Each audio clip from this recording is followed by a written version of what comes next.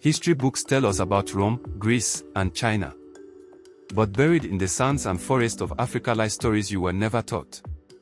Kingdoms with golden thrones, pyramids that rival Egypt, and cities that once rivaled the size of London.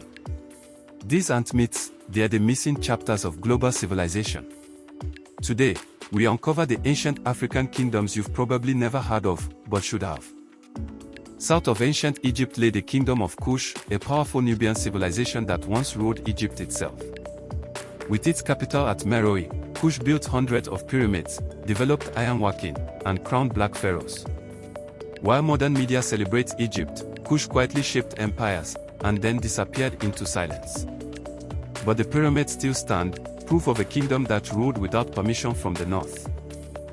In what is now northern Ethiopia, the kingdom of Aksum rose as one of the most powerful empires of its time. It traded with Rome, minted its own coins, and adopted Christianity before most of Europe did. Aksum's obelisk still pierced the sky, carved without modern tools, and its influence shaped Ethiopian identity forever. This wasn't just an African kingdom.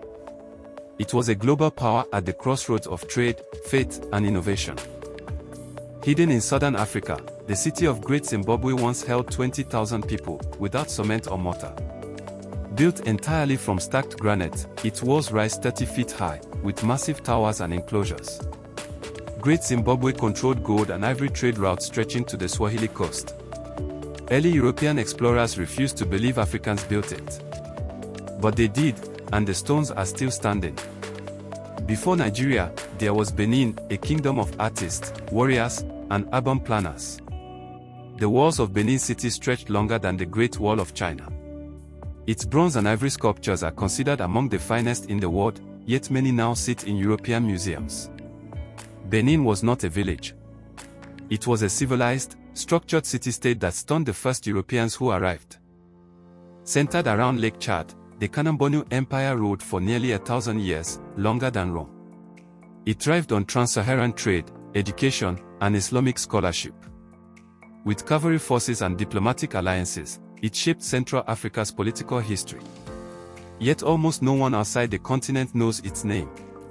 Why do we erase what lasted so long? Before the Zulu, before colonialism, South Africa was home to Mapungubwe, a royal kingdom of gold.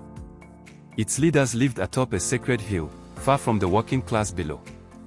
Archaeologists unearthed royal burials with golden jewelry and tools, including the famous gold rhino.